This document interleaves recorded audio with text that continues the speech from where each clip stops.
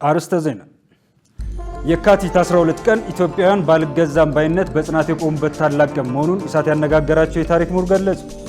ከውጭ ሩሲያ፣ ቻይናና ኢራን የጋራ የባህር ኃይል ወታደራዊ ልምምድ ሊያደርጉ ነው ተባለ።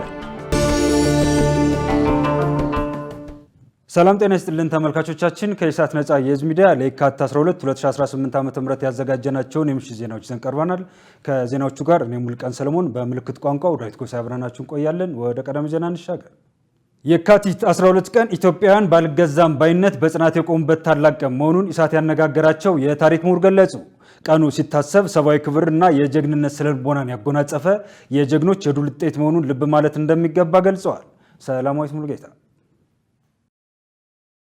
በ1888 አድዋ ላይ የኢትዮጵያ ሰራዊት የፋሽስት ጣሊያንን ጦር በማሸነፍ ድል ማድረጉን ተከትሎ ፋሽስት ጣሊያን የሽንፈት ካባ ተከናንባ የኢትዮጵያን ምድር ለቃ ወጣች። ነገር ግን በአድዋ ሽንፈት ቂም የያዘችው ጣሊያን ከዓመታት በኋላ ዳግም ኢትዮጵያን በመውረር ብዙ ኢትዮጵያውያንን በግፍ ለሞት ዳርጋለች። ጣሊያን በአድዋ የደረሰባትን ሽንፈት ለማካካስና ኢትዮጵያን ለመውረር ባደረገችው ወረራ የተበሳጩት ኢትዮጵያውያኑ አርበኞች የካቲት 12 ቀን 1929 ዓ.ም በኢትዮጵያ የፋሽስት ጣሊያን አስተዳደር ተወካይ የነበሩት ማርሻል ሩዶልፍ ግራዚያን ለመግደል ሙከራ አደረጉ። በዚህ ተናደው ለግድያ የተነሳሱት ፋሽስቶች የበቀል ሰይፋቸውን በኢትዮጵያውያን ላይ መዘዙ። በ3 ቀናት ውስጥም ከ30,000 በላይ ኢትዮጵያውያን የፋሽስቶች ሰለባ መሆናቸውን ታሪክ ያስረዳል። ዕለቱን አስመልክቶ ኢሳት ያነጋገራቸው የታሪክ ምሁር በላይ ስጦታው ኢትዮጵያውያን አርበኞች ያለፉበትን ሁነት እንዲህ ይገልጻሉ። ከ12 ቀን እንግዲህ ጣሊያን በ1888 አድዋ ላይ ተሸነፈ። ያንን ሽንፈቱን ለመበቀል በ1928 ከ40 ዓመት በኋላ ኢትዮጵያን ወረረ። አዲስ አበባ ገባ። አዲስ አበባ እንደገባ ያደረገው የማንነት መገለጫዎቻችንን በሙሉ አጠፋ። የማንነት መገለጫዎቻችን ከሆኑት መካከል አንዱ የሀገሪቱ ስም፣ ሁለተኛው የሀገሪቱ ሰንደቅ ዓላማ፣ ሶስተኛ የሀገሪቱ ታሪካዊ ሐውልቶች። እነዚህ ሶስቱ የማንነታችን መገለጫዎች ናቸው። አራተኛው ደግሞ የሀገሪቱ አስተዳደራዊ መዋቅር። እነዚህንም ሁሉ አጠፋና በራሱ ተካቸው። እንደው በውጊያ በጦርነቱም ጣሊያን ስለመግባቱ ስለማለመግባቱም በቃ ተቃውሞም ድጋፍም የሌላቸውን የማይመለከታቸውን ምስኪኖች ሁሉ ገደሉ። አገዳደሉ ደግሞ በጣም በሚያሰቅቅ ሁኔታ ነው። ያ በከፍተኛ ሁኔታ 30,000 ህዝብ፣ በዛ ዘመን የህዝብ ብዛት ሞተ ማለት ብዙ ህዝብ አልቋል ማለት ነው ከከተማው ነዋሪ። በዛ በግድያው በቦምብ ወረራው የተባበሩት በሙሉ ተገድለዋል። የአርበኛውን ቁጥር በኢትዮጵያ ውስጥ የነበረው 20,000 ነበረ። ከዛ ወዲያውኑ በአንዴ 100,000 ገባ።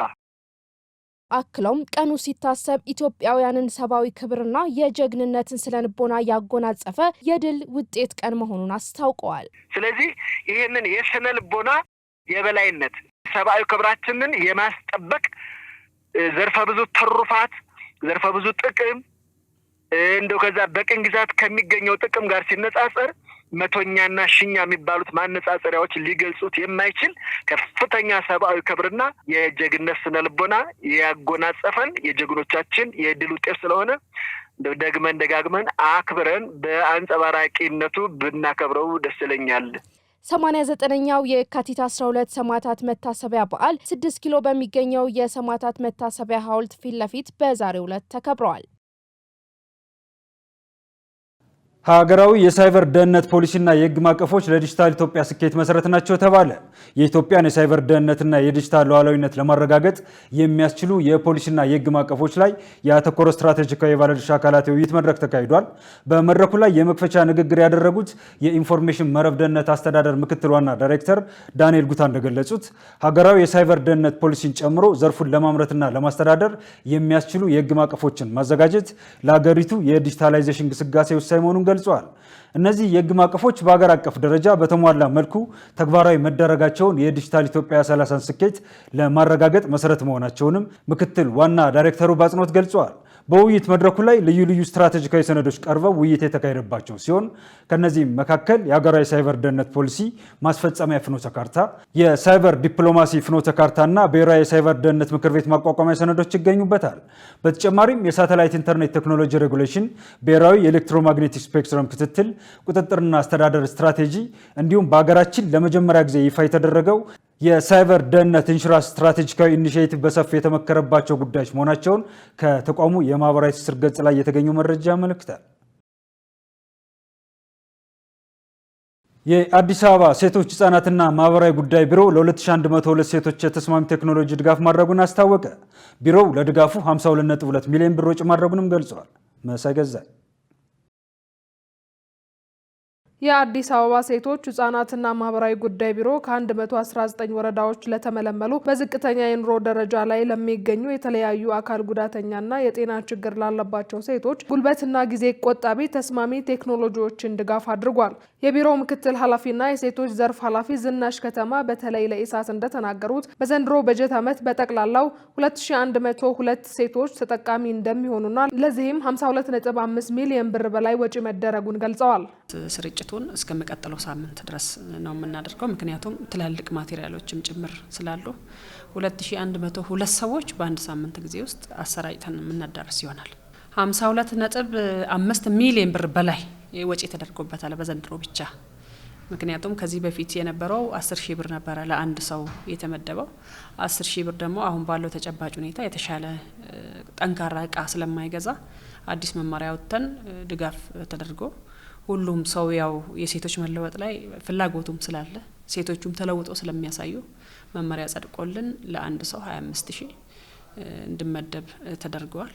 ድጋፉ መሰጠት ከጀመረበት 2012 ዓ.ም ጀምሮ በአጠቃላይ 8400 ሴቶች የድጋፉ ተጠቃሚ መሆናቸውን የገለጹት ኃላፊዋ ከነዚህም መካከል 91 በመቶዎቹ ውጤት ማስመዘገባቸውንና ኑሯቸውን ማሻሻላቸውን አብራርተዋል። ከ2012 ጀምሮ እስከ 2017 የነበረውን ስርጭት ውጤታማነት ቲም አዋቅረን ውጤታማ መሆኑን ቼክ አስደርገናል። እንደ ሱፐርቪዥን እንደ ድጋፍ ክትትል ተደርጎ ማለት ነው። አምና ነው 2017 መጨረሻ ላይ የገመገም ነው 91% አካባቢ ውጤታማ ነው። ደረጃው ይለያይ እንጂ ኢቭኒፍ ቁጠባ የጀመሩ ወደ ትልቅ ለውጥ የተሸጋገሩ ሚዲየም ላይ ያሉ ከእጅ ወደ አፍ ብቻ ቤተሰብ ብቻ ማስተዳደር ላይ ያሉ በሚል ጥናት ተደርጎ ምናልባት ዛሬ ያላቀረብነውም እንጂ በዛ ልክ ድጋፍ ክትትል እናረጋለን። ያሉበትን ደረጃ እናውቃለን ማለት ነው። ድጋፍ የሚያስፈልጋቸው ሴቶችን ለመለየት ቢሮው የተናበበ መስፈርት እንደሚጠቀምና ድጋፉ ቀጣይነት እንደሚኖረው ኃላፊው አብራርተዋል። ስራው ይቀጥላል። ምክንያቱም የሴቶችን ኢኮኖሚ የምናጠናክርበት ወይ ደግሞ ኢኮኖሚ ተጠቃሚነታቸውን ከምናረጋግጥበት ብለን ከያዝናቸው ዘርፍ አንዱ ከስራ ዕድል ፈጠራ ቀጥሎ የዚህ የተስማሚ ቴክኖሎጂ ስርጭት ነው። ስለዚህ በየአመቱ እየቀጠለ እየጨመረ ይሄዳል ማለት ነው። በጣም ትኩረት አድርገን ነው መስፈርታችንን አውርደን የምንሰራው የምልመላ መስፈርት ማለት ነው። አካል ጉዳት ያለባቸው፣ ቋሚ ህመም ያለባቸው፣ የችግራቸው ሁኔታ በጣም የባሰ ያ ሁሉንም ስለማናዳርስ ማለት ነው። ከዛ ውጪ ደግሞ ሰርቶ ለመለወጥ ፍላጎት ያላቸው መሆን አለባቸው። ዲሲፕሊን ያላቸው የኛ ከተማ ነዋሪ የሆኑ የምታወቁ ሰዎች እነዚህንና የመሳሰሉት ናቸው ክራይቴሪያዎቹ። በመርሃ ግብሩ ላይ ከዚህ በፊት የድጋፉ ተጠቃሚ የነበሩና ኑሯቸውን ያሻሻሉ ሴቶች ተሞክሯቸውን አጋርተዋል። እናት ፓርቲ ወደ ቅንጅቱ ትብብር ለኢትዮጵያ አንድነት ኢትዮጵያ መመለሱን ገለጸ። ቅንጅቱ ሰላማዊ ትግልን ለማስተባበርና ለመምራት አቅም ይሆናል የሚል ጽኑ እምነት እንዳለውም ፓርቲው አስታውቋል። ገነት ዘዘው እናት ፓርቲ ከምስረታው ማግስት ጀምሮ የተናጠል ትግልን ጉዳት አብሮ የመቆምን ጥቅም በመረዳት አሁን ላይ ፓርቲው ወደ ቅንጅቱ ትብብር ለኢትዮጵያ አንድነት ለኢትዮጵያ መመለሱን ገልጿል። ፓርቲው ያወጣው መግለጫ መነሻ በማድረግ ከተናጠል ይልቅ ወደ ትብብር መምጣቱ ያለው ፋይዳ ምን ይመስላል ሲል ኢሳት የእናት ፓርቲ አመራርን ጠይቋል። በፓርቲው የህግ ክፍል ኃላፊ ዋለልኝ አስፋው በሰጡት ምላሽ በትብብር የተጣመሩት ፓርቲዎች በሚያነሷቸው ሀሳቦችና በሌሎች ጉዳዮች ላይ ተመሳሳይ አቋም ያሏቸው መሆኑን ገልጸዋል። ስለሆነም በዘንድሮ 7ኛው ሀገራዊ ጠቅላላ ምርጫ ፓርቲው በተናጠል ከሚያደርገው ተሳትፎ ይልቅ በትብብር በሚያደርገው ተሳትፎ የሚያገኘው ጥቅም የጎላ መሆኑን በመገንዘብ ወደ ቅንጅቱ መመለሱ መልካም ነው ብለዋል። ምርጫውን በትብብር ወይም ደግሞ በቅንጅት መሳተፉ አጠቃላይ ያውዛ ፓርቲዎቹ በተለይ እነዚህ ቅንጅት ላይ ወይም ትብብር ላይ የገባ ነው ተመሳሳይ አይዲዮሎጂ ነው ያለን፣ ተመሳሳይ አቋም ነው ያለን በተለያዩ ጉዳዮች ላይ። ስለዚህ አንድ ላይ ተባብሮ ምርጫ መሳተፉ ጠቀሜታ ስላለው ነው። ድምጽ አይከፋፈልም። ቅስቀሳም ለማድረግ ያለን ሪሶርስ፣ የሰው ጉልበት፣ የገንዘብ፣ የማቴሪያል የሁሉንም በአንድ ላይ አስተባብሮ ምርጫውን የተሻለ ውጤት ለማምጣት ይረዳል በሚል ነው እና ጠቀሜታው የጎላ ነው። በትብብር ወይም በቅንጅት ምርጫው ላይ መሳተፉ። በተለያዩ ሰላማዊ ትግሎች ላይ በጋራ ስንሰራ የቆየነን አሁንም ያ ተሞክሮ ስለነበረን ያንን ተሞክሮ አሁን ሌጋላይዝድ ያደረግነው በጋራ እንድንሳተፍ ነው። ዞሮ ግን አሁንም ቢሆን እንደዚህ ቅንጅቶች መቻቻል ይጠይቃል። በዛ ውስጥ ያለን ፓርቲዎች በተለያየ ጉዳይ ላይ ችግሮች ሲያጋጥሙ ተወያይቶ ችግሩን መፍታት፣ መነጋገር እንደገና ደግሞ በቀጣይ ዘሎንግ ራን ደግሞ ወደ ውህደቱ ነው ፓርቲዎቹ ከስመው አንድ ፓርቲ የሚሆኑበት ሁኔታ በቀጣይ ይፈጠራል ብለን ነው የምንጠብቀው ከዚህ ምርጫው በኋላ ማለት ነው። ቅንጅቱ ሰላማዊ ትግልን ለማስተባበርና ለመምራት አቅም ይሆናል የሚል ጽኑ እምነት እንዳላቸውና በምርጫውም የተሻለ ውጤት ለማምጣት እንደሚያግዝም ጭምር ተናግረዋል። ቅንጅቱ ወይም ትብብሩ በምርጫ ቦርድ እና ምዝገባ አዋጅ መሰረት 1162 አዋጅ መሰረት በሱ መሰረት ሌጋላይዝድ ሆኖ ተመዝግቦ ምርጫ ቦርድ ፈቅዶለት በጋራ እንድንሳተፍ ነው። በዚህ ትብብሩ ላይ በጋራ መሳተፉ ወደ አንድ ድምጽ መጥቶ ይህንን ሰላማዊ ትግላችንን በጋራ አከናውነን የተሻለ ውጤት እናመጣለን ብለን ነው እንግዲህ በተናጠል ከምናደርገው ይልቅ በጋራ 3ም 4ም ፓርቲ ነን። ሌሎችም ፓርቲዎች ካሉ አሁን የዘገየ እንጂ በእኛ በኩል ጥረት አድርገናል። ሌሎች ፓርቲዎችም እንዲቀላቀሉ አሁን ያለን ፓርቲዎች በጋራ ሆነን በዚህ ምርጫ ላይ ውጤት ለማምጣት ነው ጥረት እያደረግን ያለ ነው። ፓርቲው የተበታተነና የተናጠል ትግል ውጤት እንደማያመጣ በማመን ከሌሎች ፓርቲዎች ጋር በትብብር ለመስራት ጥሪ ሲያደርግ መቆየቱንም ገልጿል።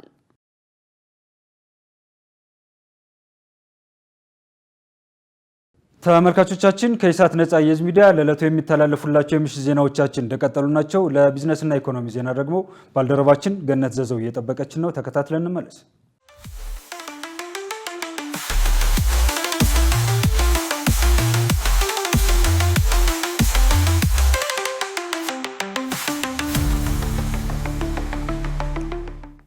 የተከበራችሁ ተመልካቾቻችን ከኢሳት ነጻ የህዝብ ሚዲያ ለዕለቱ ያዘጋጀናቸውን የቢዝነስና የኢኮኖሚ መረጃዎች ወደ እናንተ እናደርሳለን። ከዘገባዎቹ ጋር ገነት ዘዘው ነኝ። አብራችሁን ቆዩ።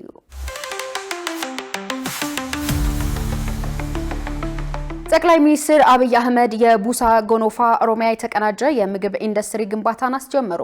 ዛሬ የተጀመረው የቡሳ ጎኖፋ ኦሮሚያ የተቀናጀ የምግብ ኢንዱስትሪ ግንባታ የበቆሎና የአኩሪ አተር ዱቄት እንዲሁም 14 ተጓዳኝ የበቆሎ ውጤት ምርቶችን ለማምረት የታቀደ መሆኑን ጠቅላይ ሚኒስትር አብይ አህመድ ገልጸዋል። ጠቅላይ ሚኒስትሩ ባስተላለፉት መልእክት ፕሮጀክቱ ተጠናቆ ወደ ስራ ሲገባ በቀን 2000 ቶን በቆሎና 120 ቶን አኩሪ አተር የማምረት አቅም ይኖረዋል ብለዋል። ፕሮጀክቱ ከ6500 በላይ ለሚሆኑ ሰራተኞች ቋሚና ጊዜያዊ የስራ ዕድል እንደሚፈጥር ጠቅላይ ሚኒስትሩ ጠቅሰዋል።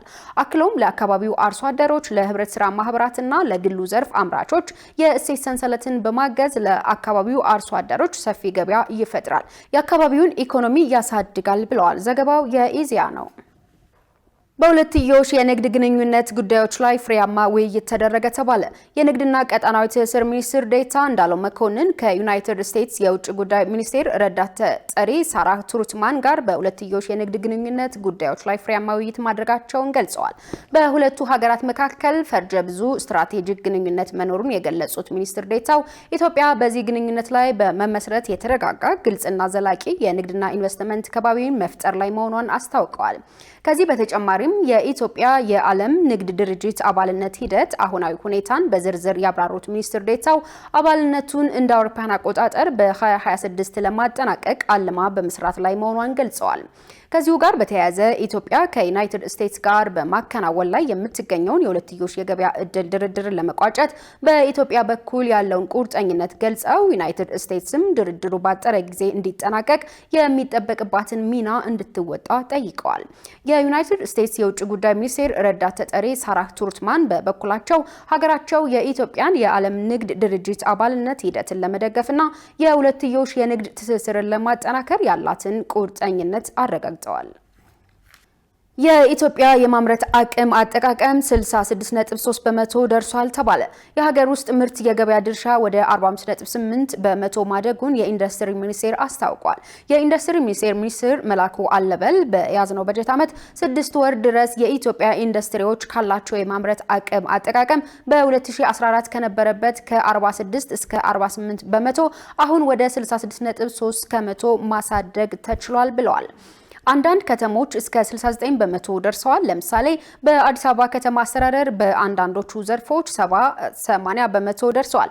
በተጨማሪም የውጭ ምንዛሬ የሚጠይቁ ምርቶችን በሀገር ውስጥ ተኪ ምርቶች ለመተካት በተሰራው ስራ በዘንድሮ ግማሽ ዓመት ብቻ አፈጻጸሙ 3.4 ቢሊዮን ዶላር መድረስ መቻሉን ሚኒስትሩ ገልጸዋል። በ2014 ዓ.ም በጀት ዓመት በገበያው ካሉ የኢንዱስትሪ ምርቶች መካከል በሀገር ውስጥ የተመረቱ ምርቶች ድርሻ 30 በመቶ ብቻ ነበር። የኢትዮጵያ ታምርት ንቅናቄ አካል የሆነው አራተኛው አገር አቀፍ የአምራች ኢንዱስትሪ ኤክስፖ ከሚያዝያ 24 እስከ 28 2018 ዓ.ም በአዲስ ኢንተርናሽናል ኮንቬንሽን ማዕከል እንደሚካሄድ የኢንዱስትሪ ሚኒስቴር አስታውቋል። የማዕድን ዘርፍ ውጤት በተግባር እየታየ ስለመሆኑ የማዕድን ሚኒስትር ኢንጂነር ሀብታሙ ተገኝ ገለጹ። ሚኒስትሩ በአርጆ የድንጋይ ከሰል ፋብሪካ ምርቃት ላይ እንደተናገሩት ኢትዮጵያ በአይነትም በብዛትም በርካታ ማዕድናት ያሏት ሀገር ናት። ሀገሪቱ ማዕድናትን አውጥተን እሴትን ጨምረን ከድህነት የምንወጣው መቼ ነው ከሚለው ቁዘማ ወጣ ፍሬውን ማጣጣም ጀምራለች ብለዋል። የማዕድን ዘርፍ በኤክስፖ ረገድ እያሳየ ያለው እድገትና የገቢ ምርቶችን በሀገር ውስጥ በመተካት ረገድ ያለው ሚና ለኢኮኖሚው መሳለጥ አይነተኛ ማሳያ ሆኗል ሲል ጋዜጣ ፕላስ አስነብቧል። ኢትዮጵያ እንደ ሌሎች ማዕድናት ሁሉ ሊለማ የሚችል የከሰል ሀብት ካላቸው ሀገራት ተርታ የምትመደብ ቢሆንም እስከ ባለፉት 2 ዓመታት ድረስ እስከ 300 ሚሊዮን ዶላር በማውጣት የታጠበ የድንጋይ ከሰል ከውጭ ታስገባ እንደነበር አንስተዋል። በከፍተኛ የውጭ ምንዛሬ የሚገባው ይህ ምርትም መንግስት በሰጠው ትኩረት ሀብቱ በሚገኝባቸው አካባቢዎች ሀገር በቀል ኩባንያዎች እንዲገነቡ ተደርጎ ምርቱ ሙሉ ለሙሉ በሀገር ውስጥ እንዲተካ ተደርጓል ብለዋል። የተከበራችሁ ተመልካቾቻችን አሁን ደግሞ የዕለቱን የውጭ ምንዛሬ ዋጋና የብሔራዊ ባንክ የወርቅ ግብይት መረጃ ተከታትለን እንመለስ።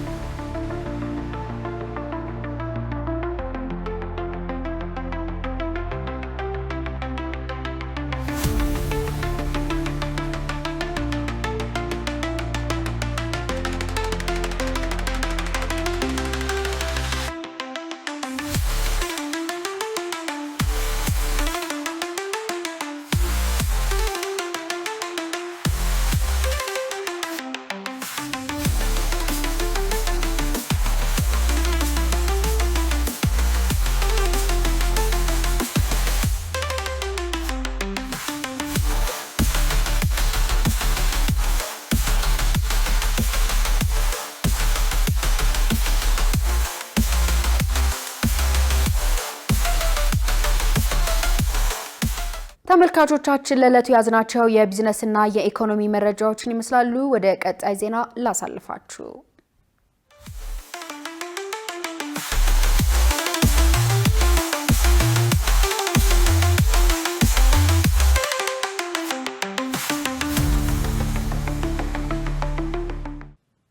ዜና እረፍት። የኢቢኤስ ቴሌቪዥን መስራችና ዋና ስራ አስፈጻሚ የነበሩት አማን ፍስሐ ጽዮን ስርዓተ ቀብር ተፈጸመ። የአቶ አማን ፍስሐ ጽዮን አስክሬን የክብር ሽኝት በአድዋ ድል መታሰቢያ ተካሂዷል። በክብር ሽኝት መርሃ ግብሩ ላይ የአቶ አማን ፍስሐ ጽዮን የህይወት ታሪክ፣ ለኢትዮጵያ ሚዲያ እድገት ያበረከቱት አስተዋጽኦና በስራቸው ለብዙዎች ምሳሌ የነበሩባቸው የህይወት ምዕራፎች ተዘክረዋል። በመታሰቢያ መርሃ ግብሩ ላይ የቤተሰብ አባላት፣ ወዳጅ ዘመዶች፣ ከፍተኛ የመንግስት የስራ ኃላፊዎች፣ አንጋፋና ወጣት ጋዜጠኞች፣ የጥበብ ሰዎች፣ አድናቂዎቻቸውና የቅርብ የስራ ባልደረቦቻቸው ተገኝተዋል። የኢቢኤስ ቴሌቪዥን መስራችና ዋና ስራ አስፈጻሚ የነበሩት የአቶ አማን ፍስሐ ጽዮን ስርዓተ ቀብር በዛሬው ዕለት በጴጥሮስ ጳውሎስ መካነ መቃብር ተፈጽሟል። ስርዓተ ቀብሩ የተፈጸመው ቤተሰቦቻቸው፣ ወዳጅ ዘመዶቻቸው፣ የሙያ ባልደረቦቻቸው እንዲሁም የመንግስት ባለስልጣናትና የተለያዩ ተቋማት መሪዎች በተገኙበት ነው። ተመልካቾቻችን ከኢሳት ነፃ የህዝብ ሚዲያ ለሰዓቱ የሚተላለፉላችሁ የምሽት ዜናዎቻችን እንደቀጠሉ ናቸው። ወደ ዜናችን እንሻገር። በሱዳን የጤና ቀውሱ እየተባባሰ ባለበት ሁኔታ በ6 ግዛቶች የደንጊ ትኩሳት ተጠቂዎች ቁጥር መጨመሩ ተገለጸ። አስቸኳይ የባለሙያ ስልጠናና ተጨማሪ መድኃኒት ያስፈልጋል ተብሏል። ሻሪፊማ የሱዳን የጤና ሚኒስቴር ረቡዕ ዕለት ይፋ እንዳደረገው በ6 ግዛቶች ውስጥ የዳንጉ ትኩሳት ተጠቂዎች ቁጥር ጨምሯል ብሏል። በጌዘራ ግዛት ከተከሰተው ሄፓታይተስ ኢ ጋር ተዳምሮ ተላላፊ ለሆኑ በሽታዎች የሚሆን መድኃኒት እጥረትም አጋጥሟል ተብሏል። እጥረቱ ሊያጋጥም የቻለው እየተንገዳገደ ያለው የሱዳን የጤና ሁኔታ እየተካሄደ ባለው ጦርነት ሳቢያ ነው ተብሏል። ግጭቱ መሰረተ ልማቶች እንዲወድሙ አድርጓል። በዚህም በርካታ ቁጥር ያላቸው ሆስፒታሎች እንዲዘጉ ተደርጓል። የሕክምና ባለሙያዎች እጥረትና የቁሳቁስ እጥረትም እንዲያጋጥም ሆኗል። ከሱዳን የፌዴራል ጤና ሚኒስቴር የድንገተኛ አገልግሎት ማዕከል በወጣው ሪፖርት አዲስ የኮሌራ ታማሚ አልተመዘገበም።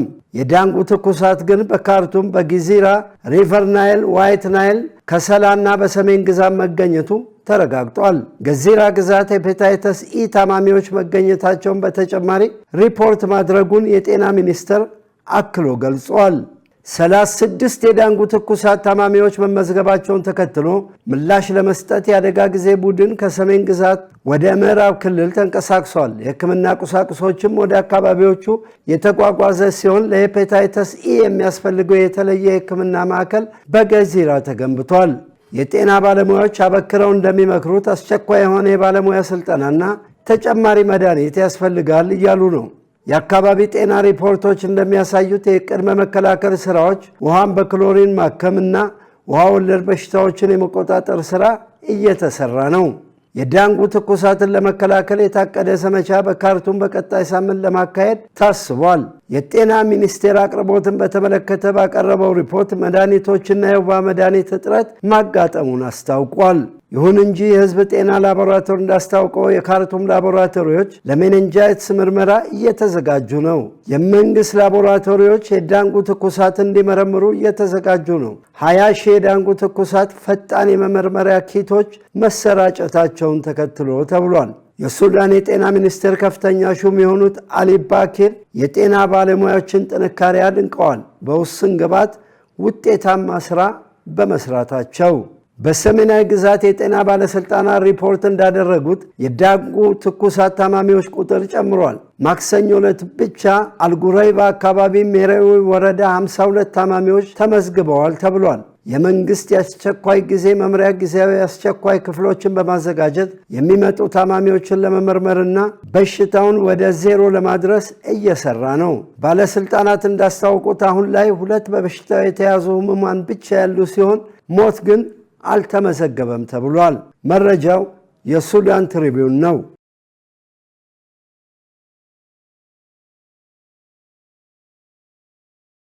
ሩሲያ፣ ቻይናና ኢራን የጋራ የባህር ኃይል ወታደራዊ ልምምድ ሊያደርጉ ነው ተባለ። ልምምዱ የባህር ላይ ደህንነት ለማረጋገጥና ምዕራባውያን በባህር ላይ ያላቸውን ወታደራዊ ተጽዕኖ ለመቀነስ ያለመ መሆኑን የሩሲያ ፕሬዝዳንት አማካሪ ኒኮላይ ፓትሮቭ ተናግረዋል። በተለይም ዓለም ላይ በባህር ኃይል ያለውን የበላይነት ለማመጣጠን ያለመ መሆኑን ነው የተናገሩት። ለልምምዱም የሀገሪቱ መርከቦች በኢራን የባህር ክልል መዘጋጀታቸውንም ገልጸዋል። የባህር ላይ ደህንነት ቀበቶ የሚል ስያሜ የተሰጠው የጋራ ልምምድ በኦማን ባህር ሰርጥና በህንድ ውቅያኖስ ሰሜናዊ ክፍል ይካሄዳል ተብሏል።